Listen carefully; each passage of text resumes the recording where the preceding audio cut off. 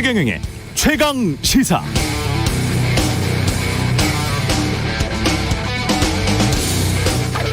네, 어제 저녁 유튜브 최경영의 이슈 오더도 혹시 보셨나요? 제목이 제발 대출 부채 공급 확대 정책 그만해, 이러다 우리 다 죽어입니다. 부재는 자네가 표 때문에 자산 가격 유지시키는 거는 괜찮고, 이거고요. 기존에 나왔던 식상한 가계부채 이야기 전혀 아닙니다. 경제와 정치, 유권자 표, 정부는 왜 늘 똑같은 옷을 입고 춤을 추는지, 우리 모두가 똑같이 가면 쓰고 함께 춤추고 있는 것은 아닌지, 부동산 폭탄 돌리기에 어제와 오늘 그리고 미래까지 보실 수 있습니다. 마음 같아서는 유권자 모두가 봤으면 좋겠습니다. 꼭 보십시오. 재밌고 의미도 있습니다.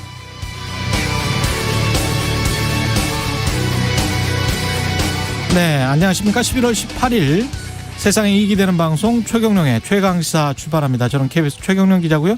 최경령의 최강시사 유튜브에 검색하시면 실시간 방송 보실 수 있습니다. 문자 참여는 짧은 문자 50원, 기본자 100원이 드는 샵9730, 무료인 콩 어플 또는 유튜브에 의견 보내주시기 바랍니다. 오늘 1부에서는 도이치모터스 주가 조작 의혹 관련해서 뉴스타파 시민보 기자와 자세히 짚어보고요. 2부에서는 김프로의 정치학, 국민의힘 김재원 최고위원 만납니다.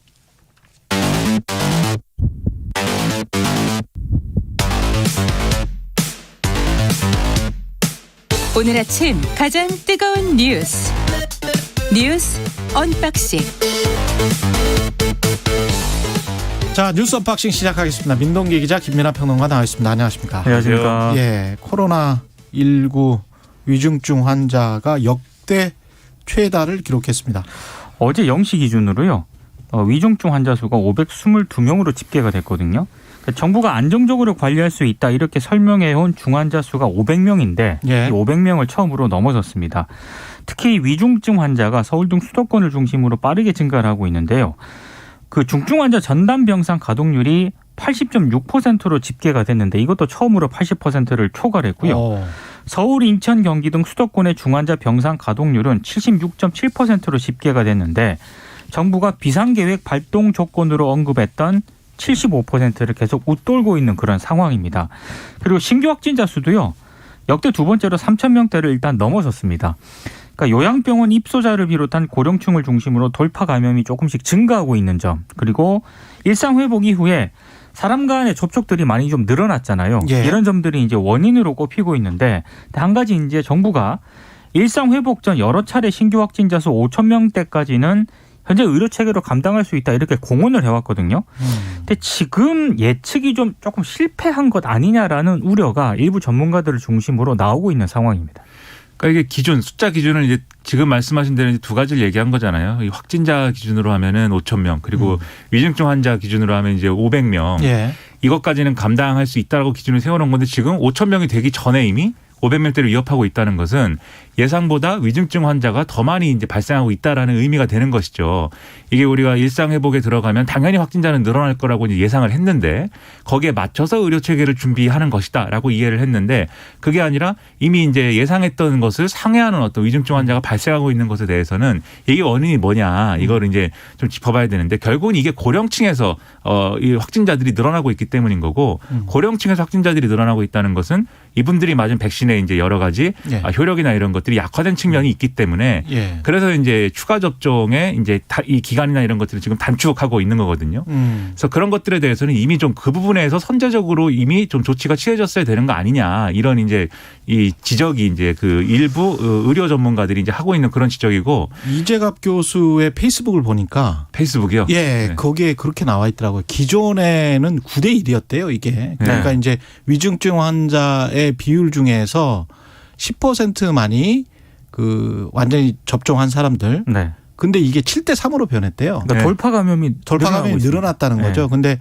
그게 이제 델타 변이 바이러스나 돌파 감염 때문인 것 같다. 그래서 이 부분은 어쩔 수 없이 부스터샷 좀 빨리 맞을 수밖에 그렇죠. 없을 것 같다. 그런 이야기를 하더라고요. 그래서 예. 그거를 좀 빨리 이제 좀 결정했으면 좋았겠다 이런 지적들을 하고 있고, 그다음에 의료 체계 문제와 관련돼서는 이게 그러면 이 진행 과정에 예상보다 위중증 환자가 더 늘어나고 있다라는 거는 이전에도 계속 지적이 나온 바 있으니까 예. 그러면 더 빨리 좀 유연하게 이 병상 확보라든가 이런 것들에 대해서 민간 병원하고의 협력 체계나 이런 것들을 더 매끄럽게 가져갔어야 되는데 그 부분에 있어서도 뒤늦고 있는 거 아니냐, 늦고 있는 거 아니냐. 지금 수도권 병상 뭐 80%가 이제 위중증 병상이 이제 찼다고 하는 것은 사실상 현실로 들어가 보면은 여유 병상이 없다는 거다. 그렇죠. 이런 지적을 하고 있기 때문에 예. 일단 김부겸 총리가 뭐 이렇게 오늘 내일 해가지고 좀 민간 병원장들 만나가지고 대책을 마련하겠다 뭐 이렇게 또 얘기를 하고 있는데 언제까지 이렇게 좀 이 뭐랄까요 즉흥적인 어떤 대응처럼 비춰지는 그런 행보로 갈 것이냐에 대해서는 여러모로 지금 우려가 나오고 있습니다. 예. 예, 곽상도 전 의원에 대한 압수수색을 했고요. 결국은 정관계 로비 수사도 본격화됐습니다. 그러니까 예. 어제 곽상도 전 의원 자택하고 하나은행 본점을 압수수색을 했거든요. 예. 그래서 이른바 검찰이 50억 클럽으로 불리우는 이 인사들의 로비 의혹을 본격화하는 것 아니냐, 이런 언론들의 해석이 좀 나오고 있습니다. 왜냐하면 이제 박영수 전 특검하고 권순일 전 대법관도 수사 대상이지 않습니까? 그렇죠. 그래서 이제 다음은 이들의 차례가 될 것이다라는 관측이 나오고 있는데, 근데 좀 반론도 있습니다. 왜냐하면 아직 이들에 대한 소환 조사 일정조차 안 잡았거든요. 그러니까 곽 전 의원은 물론이고 예. 박영수 전 특검, 권순일 전 대법관 같은 사람들은 지금까지 단 한 차례도 소환 조사도 하지 않았고요. 언제 소환할 것이다라는 그런 얘기도 없습니다. 예. 근데 문제는 김만배 씨하고 남욱 변호사 있지 않습니까? 예. 구속 기간이 22일까지거든요. 예. 그러니까 22일까지는 이 두 사람을 어찌됐든 기소를 해야 되는 게 검찰이 해야 될 역할인 거고, 그렇죠. 일단 검찰은 김만배 씨를 배임 등의 혐의로 재판에 넘긴 다음에 뇌물 혐의는 보강 수사를 거쳐서 추가 기소를 하겠다는 방침인 것 같은데, 예. 근데 지금 그 추가 기소를 하려면 이분들 빨리 불러서 조사를 해야 되는데 언제 조사하겠다는 얘기는 아직까지 안 나오고 있습니다. 그러니까 곽상도 전 의원하고 하나은행 본점을 이제 압수수색했다는 거는 그 다음 단계는 이제 곽상도 전 의원을 조사하는 거죠. 사직을 해가지고 이제 뭐 불체포 특권도 없으니까 조사를 하면 되는 건데, 근데 지금 말씀하신 대로 이게 그러면 이 수사를 그냥 이 단순하게 나눠 크게 두 가지로 봤을 때 소위 말하는 이제 윗선 수사, 이게 뭐 유동규 씨하고 해서 배임의 공범으로 지금 묶여 있는 이 부분하고 그다음에 소위 말하는 돈의 흐름을 쫓아가는 수사, 이 뇌물이라든가 이 부분 수사하고 이제 둘로 나눠서 보면은 그렇죠.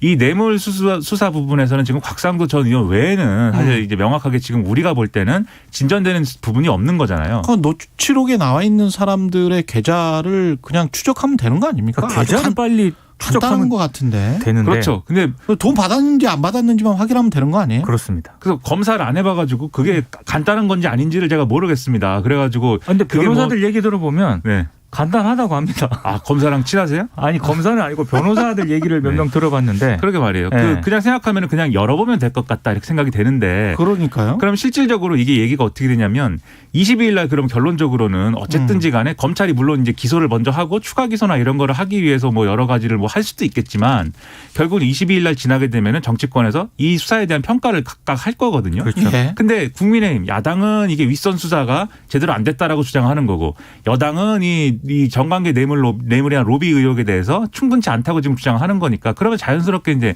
특검 논의로 이제 갈 수밖에 없게 되는 국면이 될 건데, 그럼 이 검찰 수사는 그러면 그 다음에는 어떻게 되겠느냐, 이 제대로 되겠느냐, 이렇게 이제 문제 제기가 있을 수밖에 없는 거고, 검찰의 어쨌든지 간에 부실 수사 논란이나 이런 것들이 피할 수 없는 국면으로 지금 가고 있는 듯이 지금 보인다는 거죠. 이게 굉장히 좀 큰 사건, 더 큰 그림으로 그리고 있는 사람은 이제 전석진 변호사인데, 네.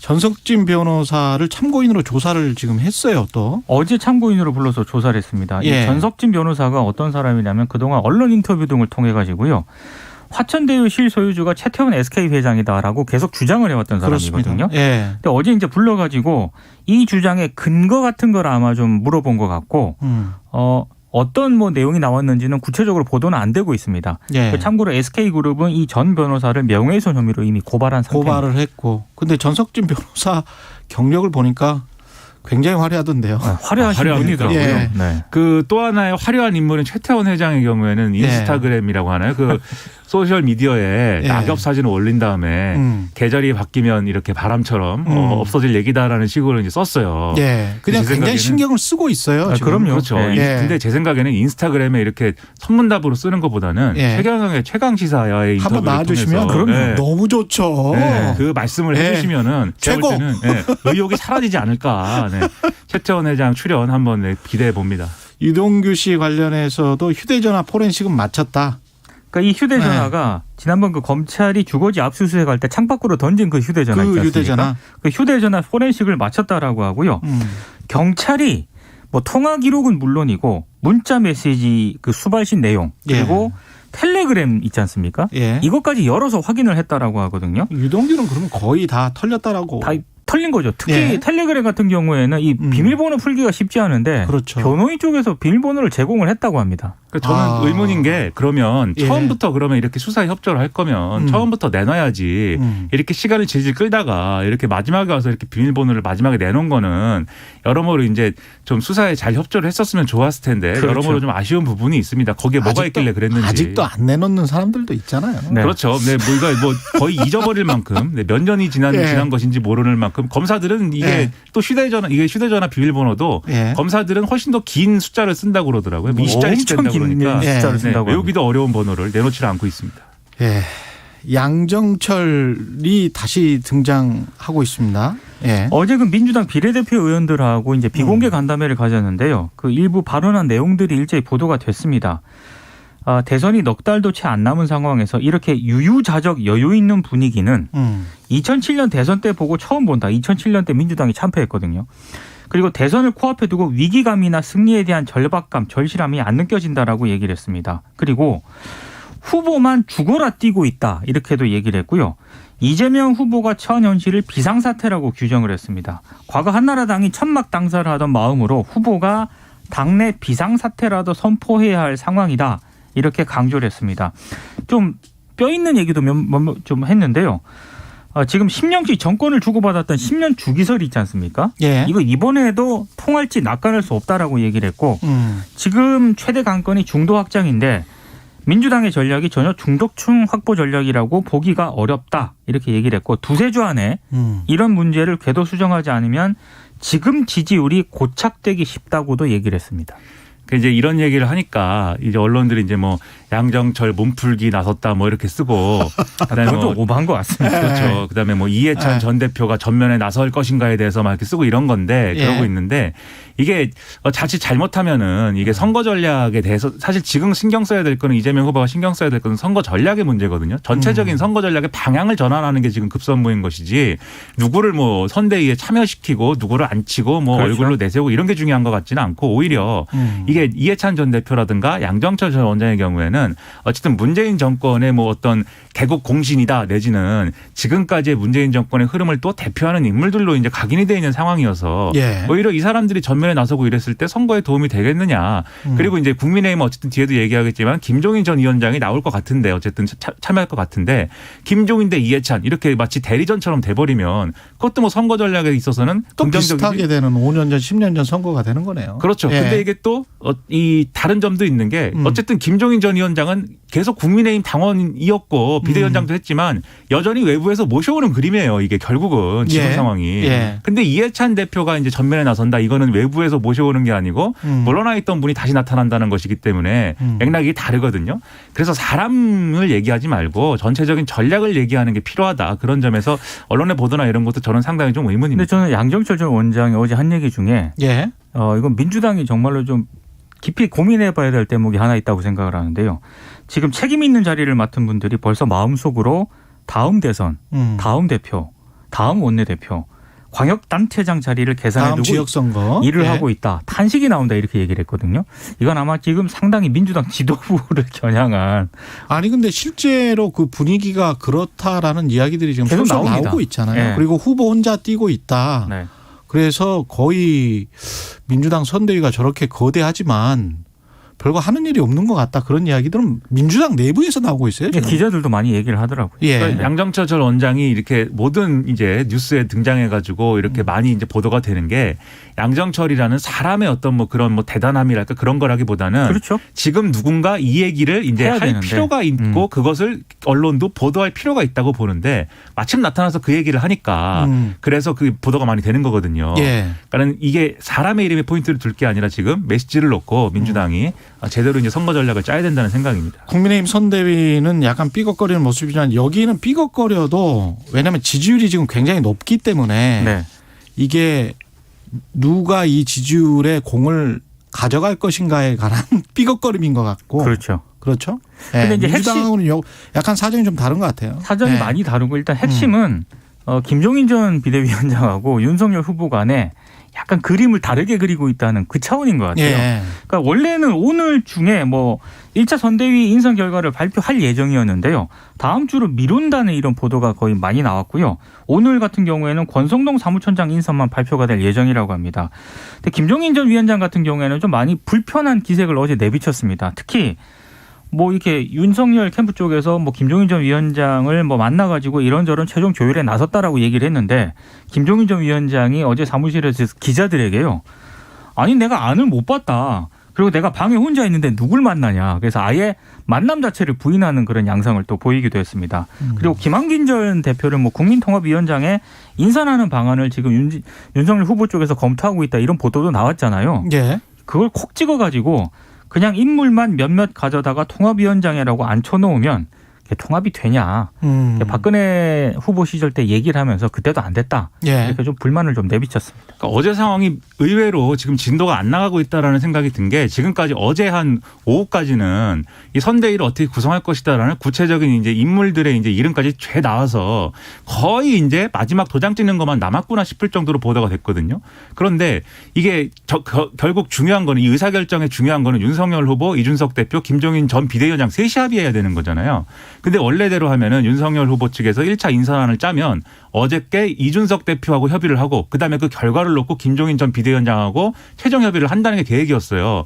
근데 어제 갑자기 윤석열 후보가 이준석 대표를 안 만나고 김종인 전 비대위원장을 만난다. 이렇게 밝혔고 이준석 대표도 그러기로 했다고 한다라고 확인해 줬습니다. 예. 그런데 김종인 전 비대위원장이 만난 적이 없다는 거예요. 만난 적이 없다고 얘기를 하고 그러고 나서 윤석열 후보 측에서 또 입장을 밝혔는데 만났다라는 취지로 또 밝혀요. 그럼 이게 이 결국은 윤석열 후보 측 측이 주도한 인사였던 거고 지금까지 보도가 나온 거는 아직도 김종인 전 비대위원장하고는 협의가 안 되고 있는 상황이다라고 생각이 되고 특히 김병준 전 비대위원장의 역할 그리고 지금 말씀하신 김한길 전 대표의 역할 이런 거에 대해서 상당한 이견을 갖고 있는 게 아니냐 이렇게 지금 해석이 되고 있는 겁니다. 김종인 전 위원장은 좀 껄끄러운 것 같고요. 그러니까 언론 예. 플레이를 윤석열 후보 쪽에서 했다는 것에 대한 우회적인 불만을 김종인 전 위원장이 좀 밝힌 것으로 보입니다. 그렇기도 예. 하고 이게 김종인 전 위원장은 뭔가 아무튼 중도적인 색채를 낼 수 있고 신선한 인물의 느낌을 줬으면 한다라는 건데 그렇죠. 김한길 전 대표가 무슨 뭐 둘의 관계도 있고 여러 가지가 있겠습니다만 신선한 느낌이라거나 뭐 이런 건 아니지 않습니까? 여당 지지층 내에서도 사실은 이제 올드한 인물로 이제 기억이 되고 있고 사실 오래됐잖아요. 그 유명한 소설 여자의 남자인가요? 네, 그걸 수백만 번 본 너무 오래된 소설입니다. 아직도 기억해요? 저는 뭐 상당히 오래된 너무 오래된 소설입니다. 그렇죠. 한 20, 30년 된 것 같은데. 네. 예. 20, 30년. 네, 예. 그러니까 말이죠. 세월의 무게가 느껴지는데 예. 좀 이게 그래서 좀 혼란스러운 상황인 것 같습니다. 홍준표 의원은 아주 특이한 말을 했네요. 국민의힘 윤석열 대선 후보가 대통령이 되면 대한민국만 불행해지지요. 이게 그 본인이 만든 청년 청년의 플랫폼이 꿈. 있습니다. 예. 그 게시판에요. 윤석열 후보가 대통령이 된다는 것을 어떻게 생각하느냐 이 질문이 올라왔어요. 예. 거기에 이제 그렇게 답변을 했습니다. 그리고 지금 홍준표 의원 같은 경우에는 그 윤석열 후보 쪽에서 계속 만나려고 하고 있거든요. 근데 전화를 아예 안 받고 있답니다. 그래서 유승민 전 의원도 마찬가지고요. 그래서 본인은 계속 이번 대선 자체가 거의 뭐 양아치 대선이 됐다라고 계속 지금 독설을 날리고 있는 그런 상황이기 때문에 분위기를 보면 뭐 선대위 참여라든가 윤석열 후보를 위해서 뭐 지지 선언을 한다든가 선거운동을 한다든가 이런 가능성은 굉장히 낮은 것 같습니다. 그러니까 홍준표 의원이 근데 선대위에 이제 뭐 이렇게 참여하고 이렇게 파격적으로 지지를 선언을 하고 이런다고 해서 홍준표 의원을 지지하는 그 지금의 이제 그 청년의 꿈이라는 사이트에서 막 이렇게 질문을 올리고 있는 그 사람들이 그럼 자동적으로 윤석열 후보를 지지하게 되겠느냐 이제 그건 아닐 거예요. 그러니까 오히려 이제 반발하고 이럴 수 있기 때문에 홍준표 의원으로서는 당분간은 이제 자기 공간에서 마이웨이를 하는 게 서로 윈윈이라고 판단했을 수 있습니다. 이제 그런 네. 차원인 건데 다만 이제 메시지가 그 게시판에 보면은 질문을 막 이제 수십 개를 올리면 한 줄로 몇 글자로 계속 홍준표 의원이 달고 있거든요. 그러다 보니까 이렇게 단문으로 달다 보니까는 이게 의도가 뭐냐 명확치 않은 이제 글도 같이 달고 그러는데 아마 이제 좀 진행이 되면서 나름대로 메시지 관리나 이런 것들을 하는 국면이 이제 오지 않을까 그런 생각이 듭니다. 예. 계속 이럴 수는 없는 거거든요. 그렇죠. 예, 뉴스 언박싱 민동기 기자 김민아 평론가였습니다. 고맙습니다. 고맙습니다. KBS 1라디오 최경영의 최강시사 듣고 계신 지금 시각은 7시 40분입니다. 날씨 정보입니다. 수능 한파라는 얘기가 있는데 수능 치르는 시기에 기온이 뚝 떨어지는 경우가 덜어 있었습니다. 그러나 올해는 예년 기온보다 높은 비교적 온화한 날씨가 이어지겠습니다. 낮 기온 15도를 넘어서 일부 지역은 20도에 육박하는 곳도 있겠습니다. 오늘 서울은 15도까지 오르고요. 대전, 전주 17도의 기온 예상됩니다. 다만 오늘 중부지방으로 극히 소량의 비가 조금 내리겠습니다. 오늘 5mm 안팎의 비가 예상되는데요. 도로가 미끄러울 수 있어서 그 점은 주의를 하셔야겠습니다. 충남 북부 서해안에는 빗방울이 떨어질 수 있겠고요. 남부지방은 대체로 맑겠습니다. 오늘 중부지방에서는 우산을 좀 챙기시는 게 좋을 듯 싶습니다. 현재 동해안과 경북 북동 산지 쪽에 건조특보 발효 중인 것 염두에 두시고요. 또 오늘과 내일 강원 산지로 강풍이 이어지겠습니다. 지금 서울의 기온은 9.1도입니다. 날씨 정보였고요. 다음은 이 시각 교통 상황 알아보겠습니다. KBS 교통정보센터의 김민희 씨입니다. 네, 오늘 수능일인 만큼 영어 듣기 평가가 진행되는 오후 1시 5분부터 1시 40분까지 35분간 국내 전 지역에서 모든 항공기의 운항을 전면 통제합니다. 이용에 참고하셔야겠습니다. 도로 정체는 상습 정체 구간 중심으로 길어지고 있는데요.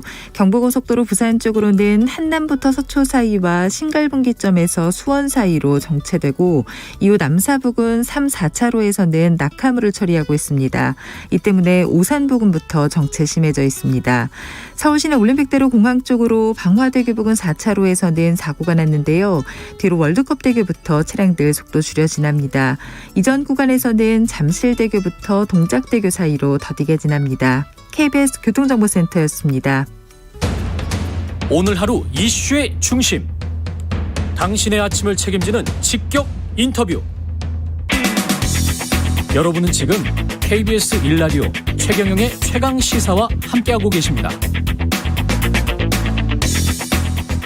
네, 도이치모터스 권오수 회장이 회사 주가를 조작한 혐의로 검찰에 구속됐고요. 윤석열 국민의힘 대선 후보 배우자 김건희 씨 관련 수사에도 속도가 붙을 전망입니다.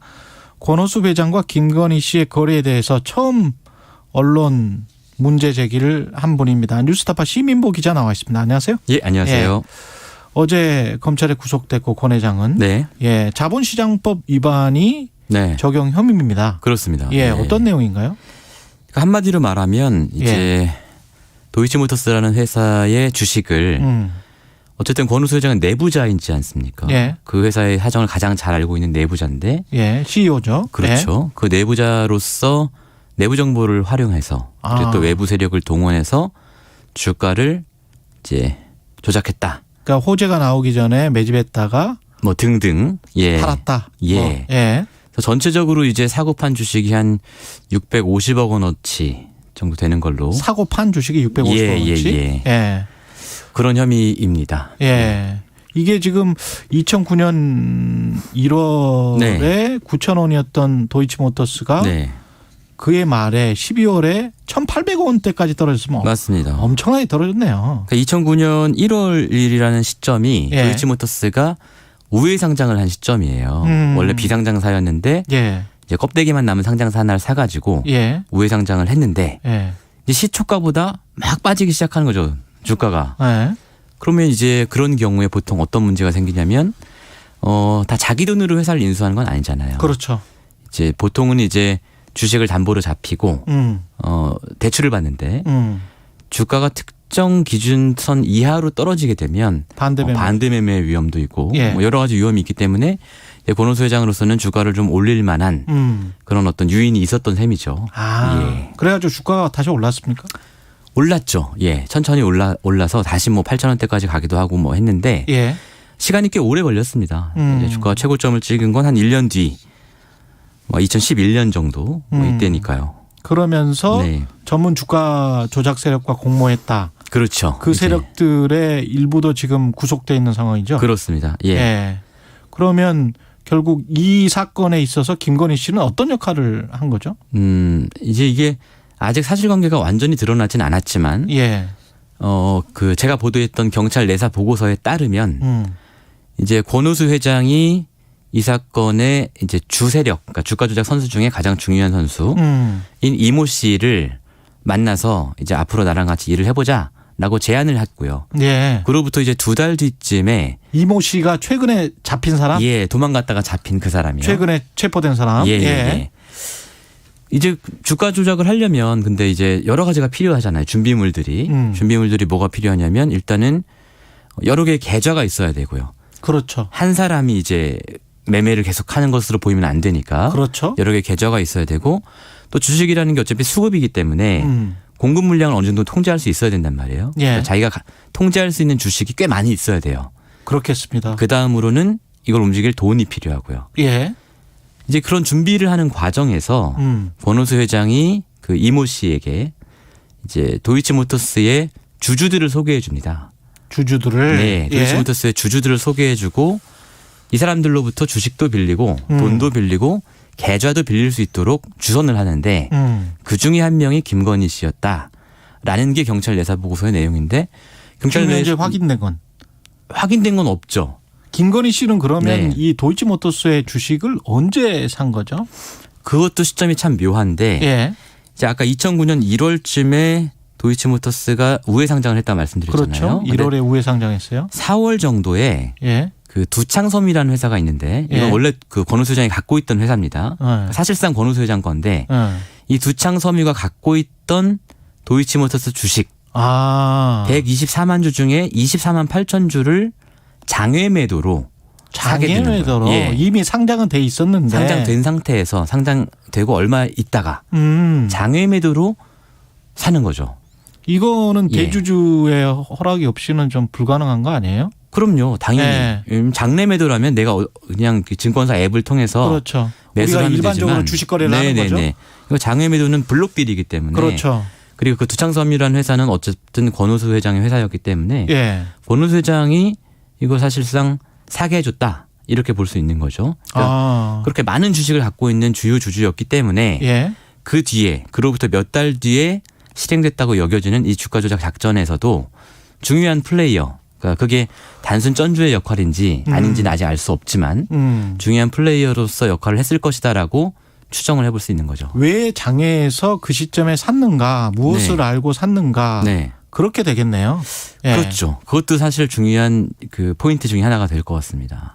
장외 매매는 보통 일반적인 주식 투자자들은 할 수 없죠. 하는 경우가 없죠. 기관 투자가들이랄지 네. 대주주와 친분이 있다거나 특수관계라거나 예. 그렇습니다. 그런 경우죠. 네. 그리고 그 이후인가요? 전환사채를 사는 경우도 있잖아요. 아, 그거는 예. 전환사채 정확히 말하면 이게 신주인수권인데요.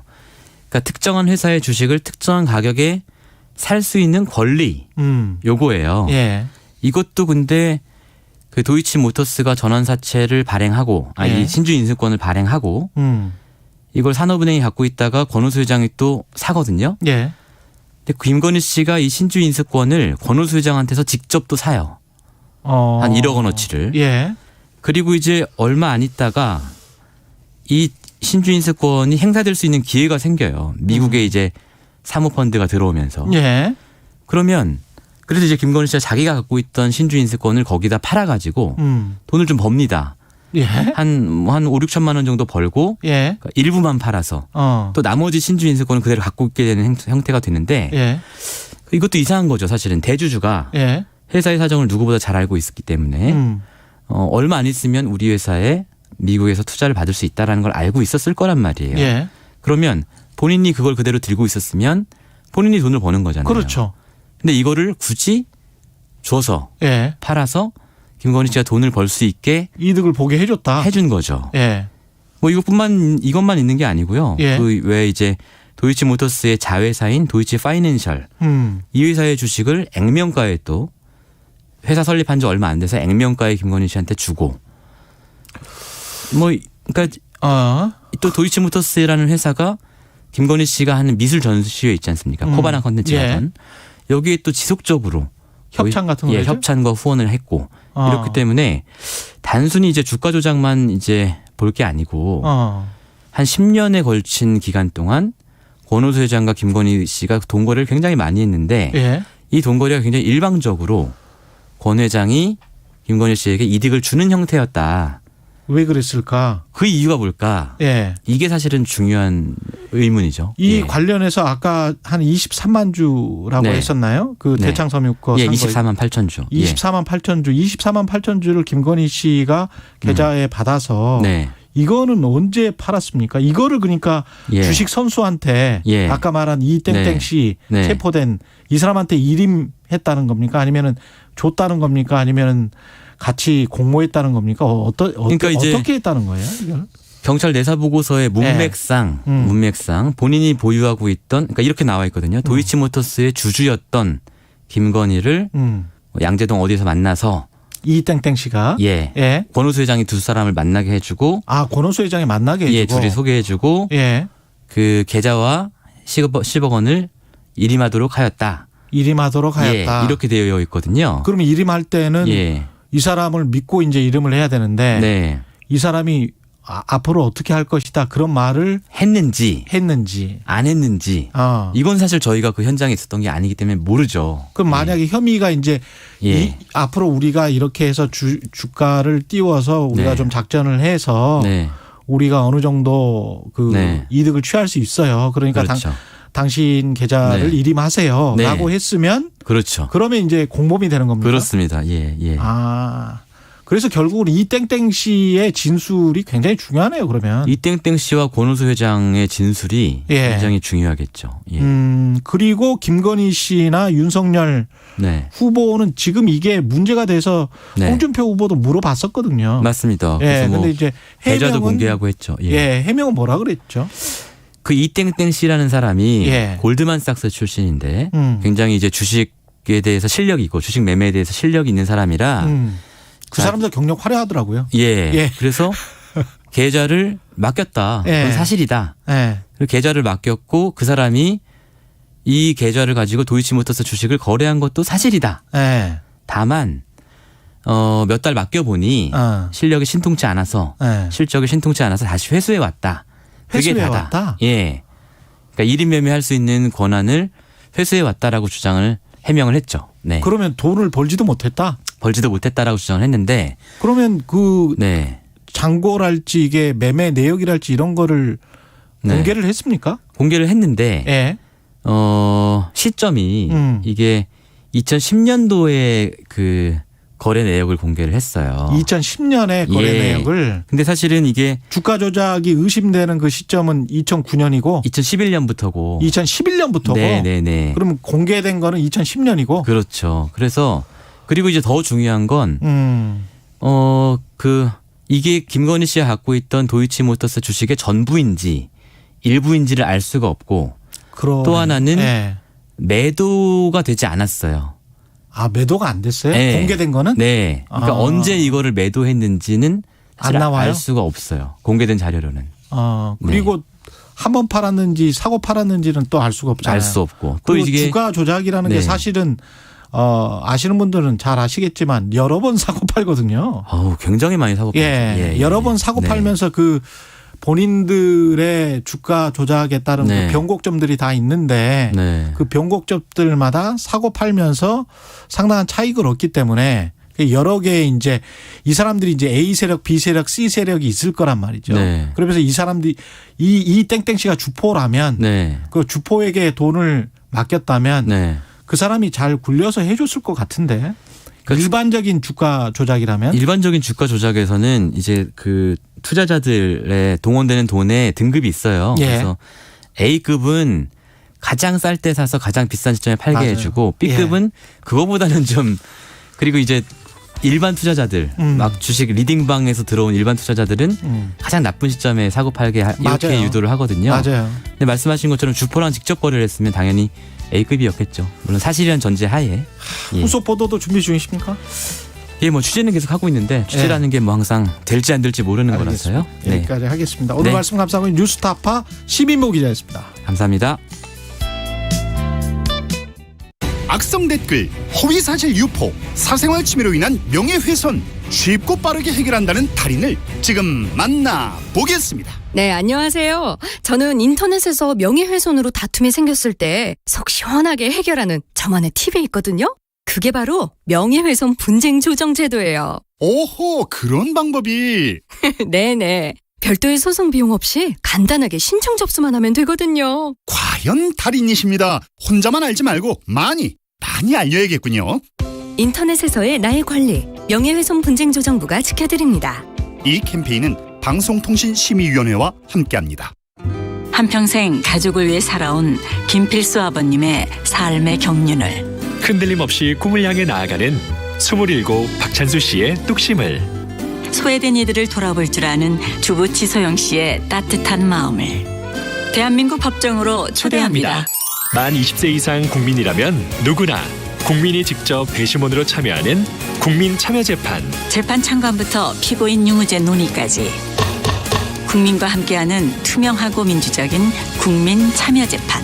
여러분의 관심과 적극적인 참여가 더 공정한 대한민국을 만듭니다. 이 캠페인은 법무부가 함께합니다. An epidemic of new virus or some virus that's causing problems in virtually every corner of the world. 종식이 어려우면 그러면 계속 이렇게 살아야 되느냐? Controlling it primarily by identifying exposed and case patients. 2021 KBS 연중기획 기억을 기록하다. We don't know where this is going to go. If we're lucky, it will have a seasonal pattern and 메르스 같은 경우는 더 이상 신규 케이스가 없기 때문에 종식이 맞는데요. 신종플루는 과거에 1년에 뭐 몇억 명씩 감염되는 거에 비해서 획기적으로 줄었기 때문에 종식이라고 말을 했지, 지금 저 독감 백신도 그 안에 그 신종플루 항원이 들어있거든요. 아직도 계속 발생하고 있습니다.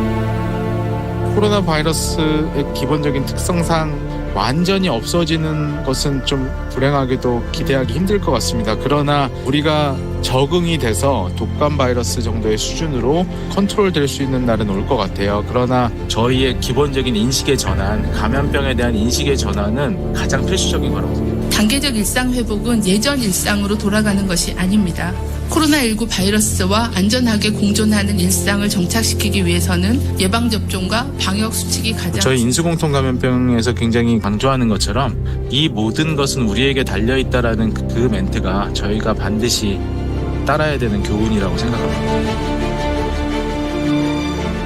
인수공통감염병 전문가 송대섭 교수는 말합니다. 바이러스 시대에 우리가 가진 유일한 무기는 모두의 안전을 위해 나와 우리를 지키려는 평범한 사람들의 선한 마음뿐입니다. 당신과 대한민국의 기억, KBS가 기록합니다.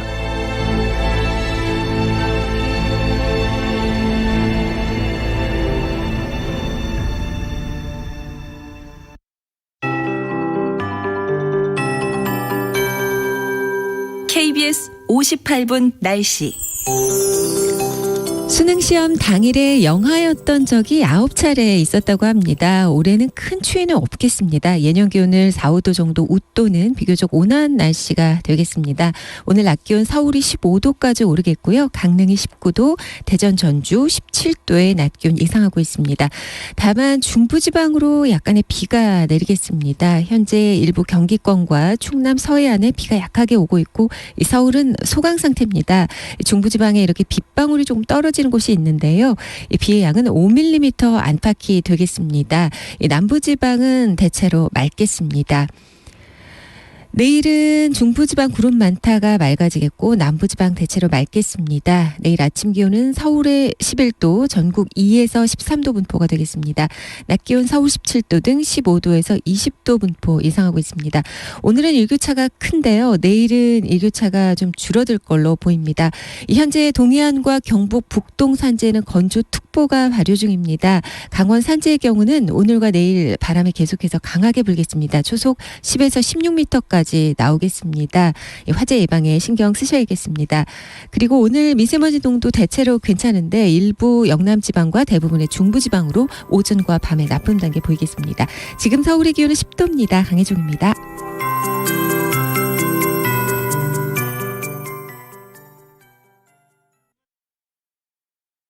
정성을 다하는 국민의 방송 KBS가 8시를 알려드립니다. AM 711kHz, FM 97.3MHz, KBS 1라디오입니다. HLKA.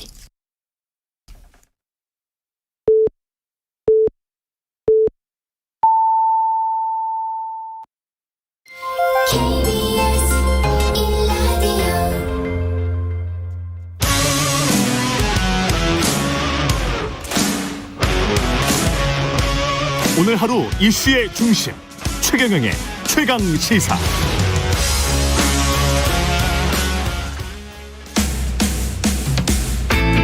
여의도 정치구단 김재원이 말한다. 김프로의 정치학. 네, 여의도 최고의 전략가 정치구단 국민의힘 김재원 최고위원과 여의도 정치 구석구석을 들여다보고 있습니다. 월간 김프로의 정치학 김재원 국민의힘 최고위원 나오셨습니다. 안녕하십니까? 안녕하세요. 예, 이 주가 조작 관련해서 잠깐 지금 뉴스타파 시민모 기자랑 이야기 나눴는데 이 참고인 조사 임박했다는 보도들도 나오고 있습니다. 예, 당연히 어떻게 보세요? 예. 아니 우리가 한 몇 년 동안 아마 이제 그 윤석열 검찰총장 부임 이후에 현 정부와 그 현 정부의 어떤 위선적인 또는 권력자들의 부정부패를 수사하기 시작하면서 들은 내용이 도이치모터스 주가 조작 사건이라고 나왔거든요. 예. 이 사건이라는 게 결국은 윤석열 당시 검찰총장을 견제하고 목을 조이기 위해서 시작한 수사고, 더 나아가서 지금은 이제 대선 국면에서 현 정권이 자신들에게 유리한 국면을 만들기 위해서 해온 수사거든요. 그러니까 목표가 그냥 윤석열 후보자의 부인 김건희 씨예요. 나머지는 다 조연들이죠. 그러니까 뭐 어떤 형태로든 수사를 할 것이고 없는 죄라도 뒤집어 씌우려고 노력하지 않겠습니까? 정치적 공격의 성격이 강하다? 아니 그게 아니고 시작부터 지금까지 오로지 목표가 윤석열 공격을 위해서 동원된 이 수사거든요. 그리고 이 수사를 통해서 윤석열 후보자에게 흠집 내고 배우자에게 어떤 형태로든 뭐 형사 책임을 덮어 씌우기 위해서 노력을 하겠죠. 뭐 없는 죄라도 뒤집어 씌울 거예요. 근데 이제 없는 죄라도 뒤집어 씌우면 그거는 또 국민들의 반발을 받을 거고. 아니 이제 당장 이 권력자의 앞잡이 노릇을 하는 검사들부터 처벌을 받아야 되겠죠, 나중에. 그렇지 않겠습니까? 없는 죄를 뒤집어 씌웠다면. 그래요? 근데 이제 논문 표절이랄지 허위 이력이랄지 이런 것들은 좀 팩트가 있는 것들도 있고. 근데 논문 표절 문제도 제가 한번 구체적으로 들어봤는데요. 그 박사 논문 표절 수준으로 되지 않는 걸로 알아요. 그러니까 학계에서 받아들여지는 그 논문 표절 수준이 아니라는 거죠. 인용 부분이. 그러니까 뭐 예컨대 뭐 20% 이상 같은 인용 부분에 문제가 있다든지 하면 표절이라고 한다면 그 수준도 아니라는 거예요. 그러니까 자꾸 논문 표절 그러는데 그것도 이제 제대로 알아봐야 될 것이고, 우리가 흔히 이제 그 논문 표절의 단서가 된 것, 뭐 유지라는 멤버 유지. 내용을 구글 번역기를 뭐 돌려서 그랬는지는 모르겠지만 그 영문을 그냥 유지라고 쓴 이것이 완전히 엉터리다 하면서 이게 박사 논문으로 알고 있잖아요. 근데 그건 박사 논문과 아무 관계없는 별도의 논문이고 박사 논문에 영향을 주지 않는 그런 박사 논문을 내용인데 제출하기 위해서 사전에 제출하는 사전 제출인데 박사 네. 논문하고 관계가 없다는 거예요. 제가 확인한 바로는요. 그것도 한번 확인해 보시는 게 좋을 거예요. 그리고 예, 그렇군요. 경력 위조라고 예. 자꾸 그러는데 이게 이제 이력서에 그렇게 세 군데서 썼다는 것 아닙니까? 근데 예. 한번 그 이력서만 가지고 뭐 교원으로 강사로 채용하거나 하지 않지 않습니까? 이력서에 근거 자료를 붙일 것 아닙니까? 그럼 근거 자료를 확인 안 했을까요?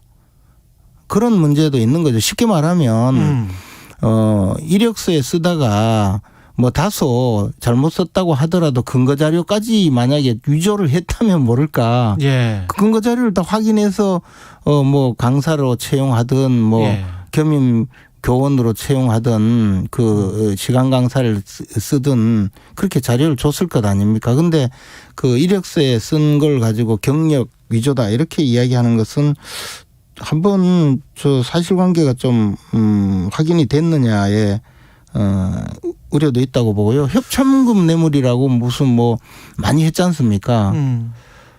근데 그 수사를 한 지가 1년 넘었잖아요. 예, 도이치모터스하고 그것도 관련이 좀 돼 있죠. 네. 예, 협찬. 그래서 예. 협찬금 수사도 이렇게 충직한 검사들이 권력의 그 우호적인 검사들이 지금까지 수사했는데 뭐 아무 이야기가 없거든요. 수사 결과를 빨리 좀 알았으면 좋겠어요.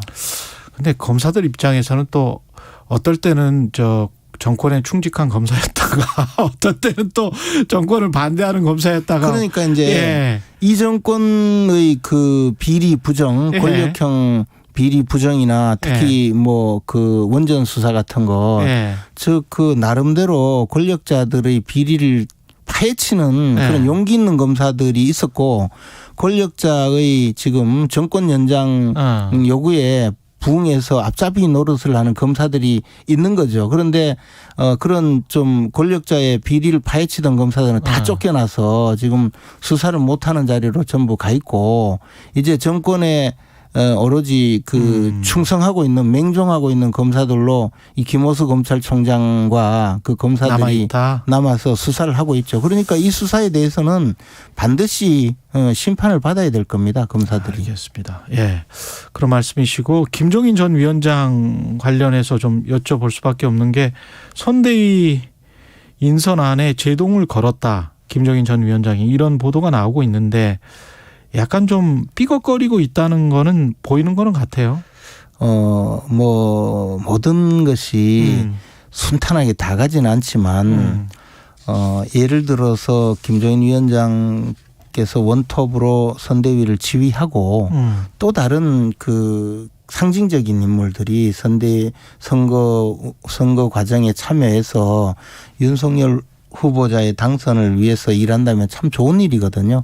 실제 역대 선거에서도 한 분이 모든 것을 다 장악해서 끌고 가는 경우도 있었지만 후보자가 주인공이고 후보자를 돕는 선거대책위원회의 입장에서는 후보자에게 도움되는 많은 분들이 참여할 수 있다면 그것이 더 좋은 일이라고 생각합니다. 저는 후보자가 주인공이고 당연히 후보자가 주인공이고 그것은 뭐 너무나 명백한 이야기고요. 그 후보자의 마음이 최대한 반영이 되는 그런 선대위 인선이어야 된다.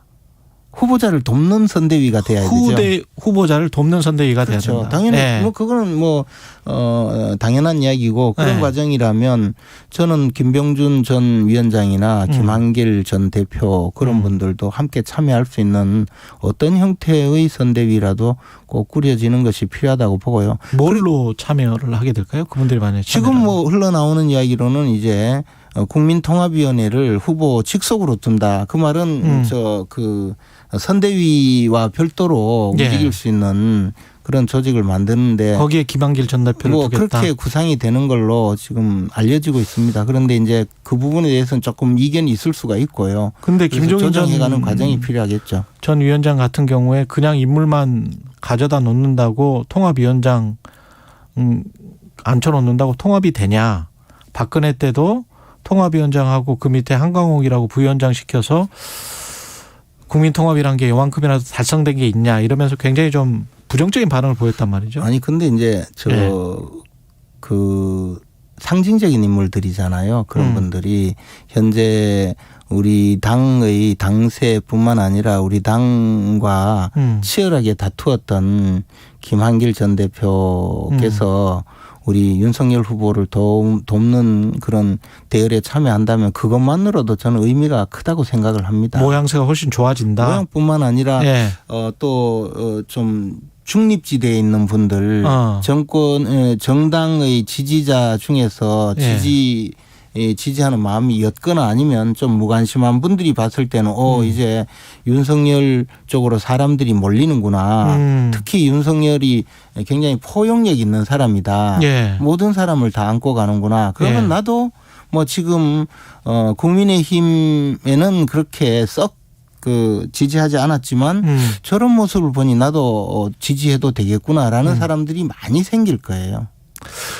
그렇겠죠. 근데 이제 김종인 위원장이 어느 정도 입말부를 할 것인가, 그 다음에 이준석 당대표와 윤석열 후보 간의 화합이 어느 정도로 이루어질 것인가에 따라서 또 달라지는 표심이 있을 수가 있기 때문에 그런 부분들도 고민이 되지 않습니까? 김종인 위원장께서는 결국에는 윤석열 후보를 당선시키기 위해서 말씀하시는 거고 뭐 자신의 어떤 입지라든가 자기의 주장을 관철하기 위해서만 말씀하시는 건 아니거든요. 다만 김한길 전 대표께서 국민통합위원장으로 참여하셔서 또 실질적으로 국민통합에 기여할 수 있는 그런 역할이 된다면 또 마다하지 않으실 거라고 보고요. 마다하지 않으실 것이다.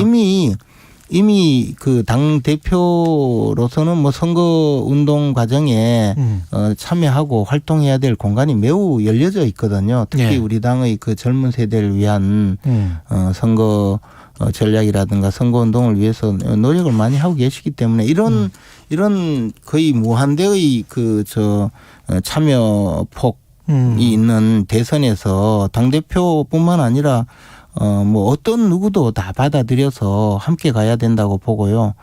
우리 속된 김병준 상임선대위원장 뭐 당연히 그분도 통찰력을 발휘해서 그동안에 윤석열 후보에게 많은 도움을 준 것으로 알고 있는데요. 그런 분도 선대위에 참여해서 함께 갈 수 있도록 공간을 마련해 주는 게 좋죠. 이게 근데 김종인 위원장과 좀 뭐랄까 갈등의 부분이 아닙니까? 이걸 반대하고 있는 것 같은데. 근데 그걸 조정해 주는 방식은 이제 대통령 후보자가 해야죠. 제가 보기에 윤석열 후보자를 보면 생각하는 것보다 훨씬 더 참을성, 인내심이 있고 또 좀 약간 미련하리만큼 모든 사안에 대해서 일희일비하지 않고 잘 판단해서 이끄는 능력이 탁월한 것 같더라고요. 고시 공부를 오래 해서 그런지 몰라도 참고 견디는. 이건 디스인가요?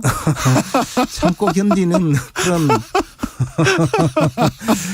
능력과 품성을 갖추고 있어서 지금 상황을 답답해하거나 또는 힘들어하지 않고 오히려 더 많은 사람들이 참여할 수 있는 그런 폭넓은 선대위를 구성하려고 노력하는 것은 참 바람직하고 좋은 일이라고 생각합니다. 우리 선거 과정에요. 고양이 손이라도 빌리고 싶다는 말을 하거든요. 그런데 누구는 되고 누구는 안 된다. 이것은 사실은 좀 잘못된 일이죠. 이준석 당대표의 패싱 논란에 관련해서 언론이 자꾸 질문을 합니다. 언론이야 싸움은 붙이고 흥정은 말리는 뭐 그런 속성이 있죠. 그래야 뉴스가 되니까. 그러나 이미 흥정은 다 되고 있다. 예, 그렇습니다. 그리고 이준석 대표도 스스로도 할 역할이 많겠지만 또 지금은 대선 국면에서는 굉장히 그 역할이 필요한 분입니다. 그래서 모든 분들이 함께 참여하고 또 대선에서 역할을 할 수 있도록 그 공간을 만들어주는 역할은 대통령 후보가 해야 됩니다. 오늘 선대위 인선 발표는 권성동 사무총장 한 명만? 그런다고 공지가 나와 있는데요. 그래서 이제 사무총장을 먼저 임명을 해서 우선 지금 약간 흐트러진 당 실무 조직을 전부 다 정비를 하고 예. 그다음에 다음 주 중반까지 해서 순차적으로 모두 완성하는 것으로 그렇게 지금 공지를 하고 있습니다. 지금 홍준표 의원이 청년 플랫폼 청년의 꿈 띄워서 어제 그런 이야기 했잖아요. 왜 불행해진다. 네. 대통령이 되면 예. 윤석열 후보가 예. 대한민국만 불행해진다. 이건 어떤 의도일까요? 아니 의도가 아니고 홍준표 의원은 그렇게 직설적으로 반응을 하기 때문에 젊은 세대의 인기를 크게 얻은 분이거든요. 그리고 불과 얼마 전까지 자기가 대통령 되면 둘 다 구속하겠다 그랬잖아요. 예. 그렇게 시원하게 반응하기 때문에 예.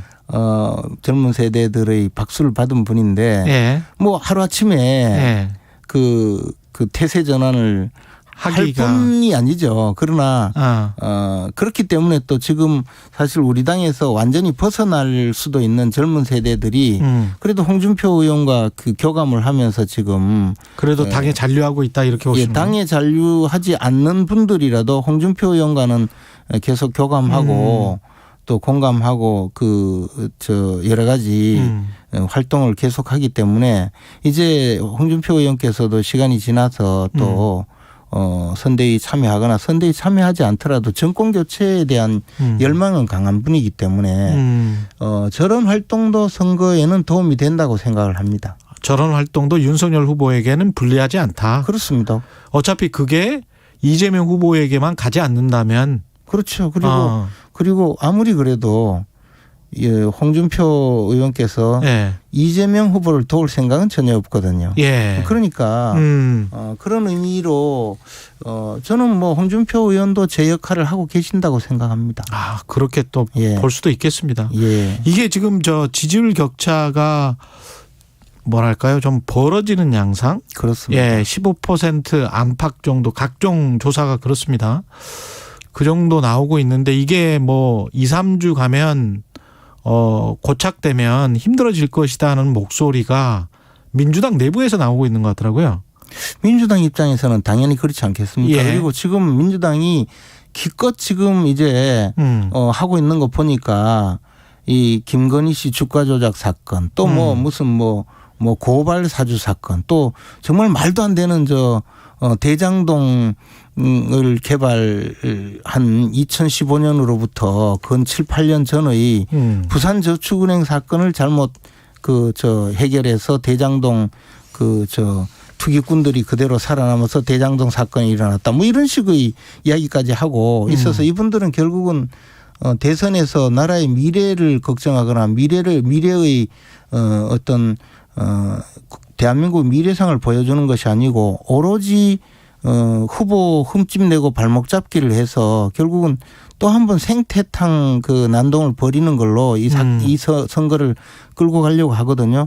그러니까 자기들이 할 수 있는 카드가 하나도 없어요. 그렇다고 문재인 대통령을 공격하자니 또 지지율이 아직도 좀 남아있고 또 실제로 이재명 후보의 인간적인 매력이 그렇게 높지 않기 때문에 그것을 공격을 해서 얻을 수 있는 것보다는 잃을 수밖에 없고 그러면 현 정권의 어떤 실정이나 잘못된 유산도 떠안아야 되는데 그렇다고 또 차별화를 하려니 마땅치도 않고 지금 사실은 사면초가의 상태라고 봐요.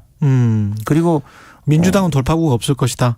민주당은 지금 돌파구라는 것이 결국은 이제 권력의 앞잡이 노릇을 하는 몇몇 검사들 동원해서 계속 수사를 통해서 어떻게 없는 죄를 뒤집어 씌워볼까 뭐 그런 궁리를 지금 하고 있는 것 같은데요.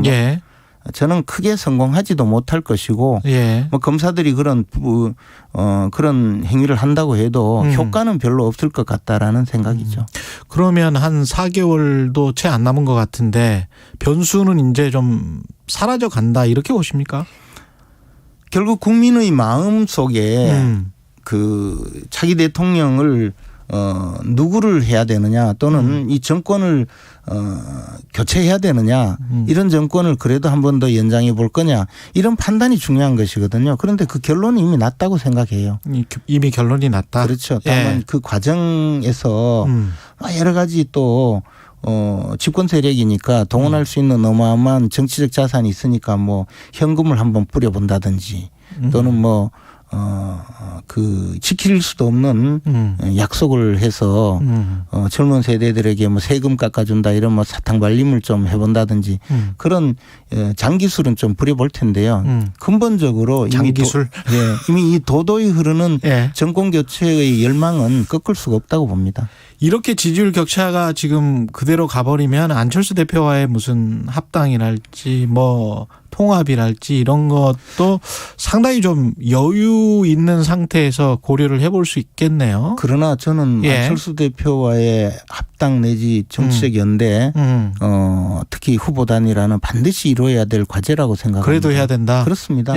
우리가 지금 정권 교체의 열망을 얼마나 강하게 갖고 있는데 정권 교체라는 대의가 함께 그 품고 나서고 있는 안철수 대표에게 정권 교체에 함께 동참할 수 있는 기회도 주고 그분의 또 생각, 그분이 정치하는 또 목표가 있을 것 아닙니까? 그것을 함께 이뤄가는 과정이 또 다른 그 정치이자 윤석열 후보자의 정치력이라고 생각하거든요. 그냥 우리 지지율이 좀 높으니까 당신 지지율 낮으니까 그냥 필요 없어 이런 식으로 가서는 성공할 수가 없다는 거죠. 우리가 지금 갖고 가고자 하는 큰 목표는 결국은 대한민국을 좀 더 잘 살게 하고 국민들을 편안하게 모시려는 거잖아요.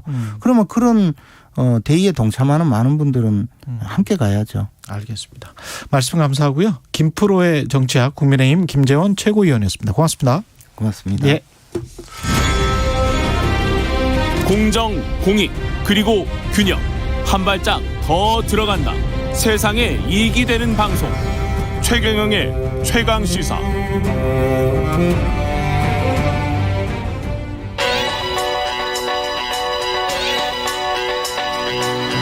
최강시사. 전민기의 눈. 네, 한국인사이트 연구소 전민기 팀장 나와 있습니다. 전민기의 눈 시간인데요. 수능, 오늘 수능일이죠. 네, 맞습니다. 수능에 대한 국민인식, 빅데이터로 알아보는 시간이네요. 수능에 대한 관심이 근데 매년 대단했는데, 올해는 그게 수능 보는 인구가 좀 계속 줄어드니까. 좀 이게 빅데이터에 어떻게 나타나는지 그것도 궁금하네요. 이 언급량이 이제 어제 기준이기 때문에 180만 건 올해 나왔거든요. 올해 180만 건. 근데 한 지난 6, 7년간 쭉 보면은 300만 건 이상씩 쭉 나와요. 2017년 요때만 560만 건 나오는데 이때 이제 뭐 포항 지진, 뭐 수능 연기 이런 이슈가 있었고요. 그 올해가 왜 이렇게 작게 나왔냐? 왜냐하면 이 수능 언급량은 12월에 폭발적으로 늘어납니다. 성적이 나오면. 그래서 오히려 수능 그렇구나. 전보다 오늘 성적 나올 때 그리고 오늘 이제 수능 끝나고부터 이제 수능 이야기를 막 쏟아내기 시작하세요. 그렇게 하겠죠. 뭐 수학이 어려웠네, 그렇죠. 국어가 어려웠네, 뭐 이런 이야기. 이제 시험 보기 전에는 뭐 공부하느라 이제 바쁘잖아요. 이제 끝나고 나서부터 수능 이야기는 본격적으로 시작된다. 이렇게 보시면 돼서 한 달 남은 기간에 아마 100만 건 이상 올라올 거예요. 아, 그렇군요. 연관어 같은 것들은 뭐가 있습니까? 네, 연관어 보면은 과목들이 사실은 굉장히 많더라고요. 그래서 아까 말씀해 주신 대로 이제 오늘 끝나고 나면 어떤 과목이 어땠네, 이제 뭐 이제 이야기 하잖아요. 뭐 어디에서 내가 실수를 했네. 그렇죠. 어디가 뭐 EBS랑 연계가 잘 됐네, 안 됐네, 뭐 몇 퍼센트네, 이런 얘기. 그래서 과목 얘기가 쭉 나오고 그 외에는 이제 가족들 얘기요. 뭐 동생이나 언니 뭐. 우리나라는 어쨌든 뭐 건너면 어쨌든 수능과 연관이 안 된 분이 거의 없을 거예요. 그렇죠. 그래서 수능 날 되면은 사실 전 국민이 숨죽이는 그런 날이다 보니까 그런 연관어 보이고, 저는 이제 인물 연관어를 딱 분석했을 때 이제 뭐 예를 들면 이런 생각을 했어요. 뭐 그동안 고생하신 뭐 어머니께 감사드리고 뭐 언니 오빠 그동안 수고 많았어 할 줄 알았는데 온통 연예인 이야기인 거예요. 그래서 이게 뭔가 봤더니 올해 이제 예를 들면 수능을 보는 연예인들이 있을 거 아니에요. 그럼 팬들이 막 응원의 문자를 엄청나게 올리다 보니까 예. 가족보다는 연예인들의 응원하는 메시지가 훨씬 많다라는 게 좀 재밌는 현상인 것 같습니다. 그렇군요. 예. 선물도 수능 때 무슨 떡 같은 것도 많이 네. 찰싹 붙더라고. 맞아요. 뭐 이런 선물들 인기도 있지 않습니까? 이게 이제 수능 선물이 좀 트렌드가 바뀐 것 같아요. 그래서 예전에 이제 2016년하고 이제 올해를 좀 비교해 봤는데 2016년만 하더라도 보시면은 뭐 찹쌀떡 예전에 이제 인기 있었던 엿이라든지 그렇죠. 예. 그다음에 뭐 예를 들면 케이크 같은 거 디저트 그 막대 과자 2016년에 처음에 등장했던 게 이게 좀 흥미로운 건데 성형외과가 있더라고요. 성형외과? 수능 끝나면 쌍꺼풀 수술 시켜줄게. 예, 뭐 이런 거 있잖아요. 아빠 약속했다 뭐 이런 거구나. 그리고 겨울 되니까 아무래도 좀 그랬는데 올해는 보시잖아요. 예. 가격대가 많이 올라갔어요. 그래서 뭐 사과폰이라든지 패드 이런 거 있잖아요. IT 기기들. 예. 그다음에 뭐 워치. 사과폰이라 그래서 깜짝 놀랐네 지금. 무슨 사과를 말하는 거지 지금? 그 사과 아니에요. 그래서 이제 스마트폰이나 스마트워치 그다음에 뭐 노트북 그다음에 무선 이어폰 여기 좀 고가로 올라가더라고요. 그래서 많이 바뀌었구나 세상이 이런 생각을 해봅니다. 살기가 좀 형편이 좀 나아지셨나? 근데 이 수능 때 보통 우리가 춥다 그러는데 오늘은 별로 안 춥습니다. 이게 이제 그래서 그 기상청 데이터를 확인을 해봤어요. 근데 수능하고 짝을 이루는 단어가 한파잖아요. 그렇죠. 우리 기억 속에도 수능에는 굉장히 추웠던 걸로 기억이 되는데 실제 수능 한파가 있었던 애는 별로 없는 거예요. 1993년부터 딱 3번 있었더라고요. 진짜? 네. 야, 이것도 언론이 그냥 만들어낸 거네. 예년보다 더 추워진 수능 뭐 맨날 이렇게 쓰잖아요. 네, 그래서 한파 뭐 주의보나 이런 건 딱 3차례 있었고 1993년에 이제 수능이 시작됐잖아요. 영하였던 적은 28차례 가운데 9차례밖에 없어요. 그러니까 사실은 수능 한파 하는데 생각보다 그렇게 추웠던 날들은 많지 않았다라는 게 좀 재밌는 거고요. 그다음에 이제 이게 왜 이런 말이 생겼나를 봤더니 수능 이전에 이제 대학 학력고사는 12월 중순에 치러졌대요.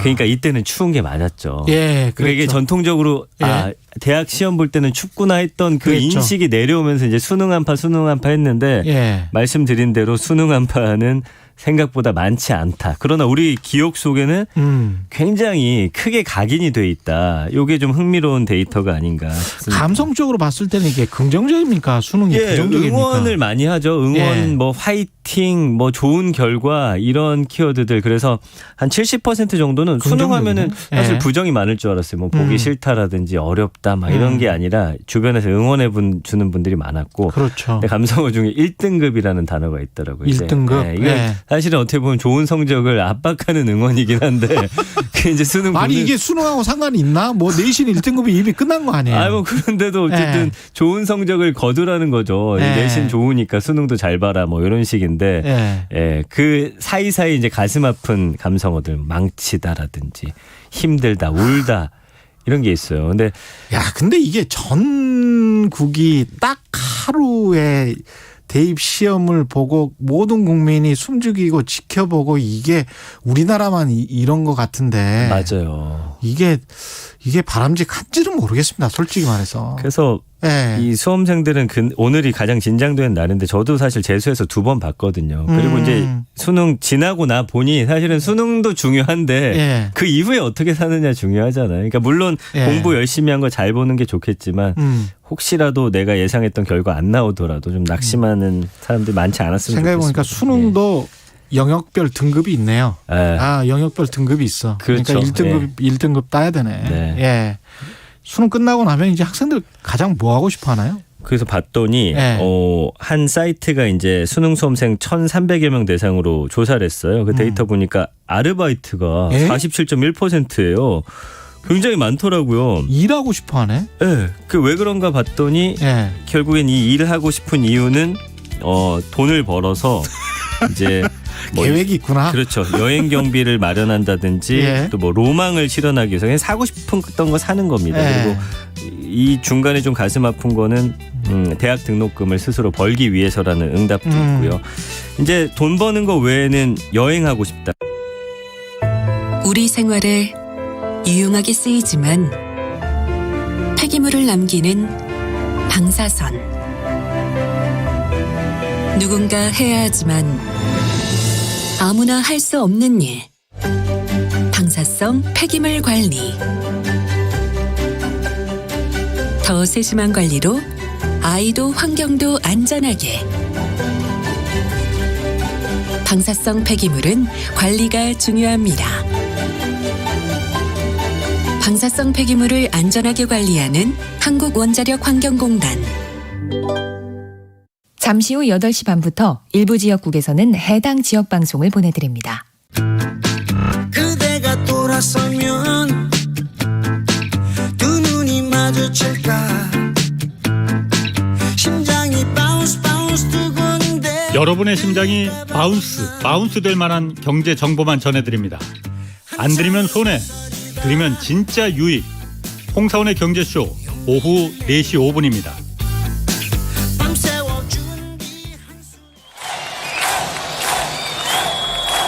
인생은 살아있는 것, 살아가는 것, 그리고 사랑하는 것.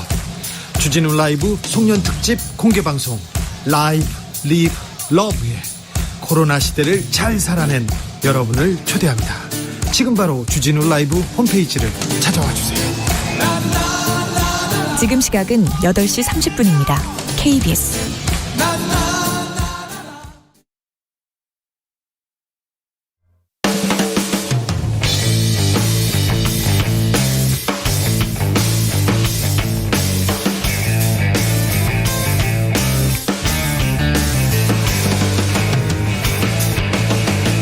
최경영의 최강 시사.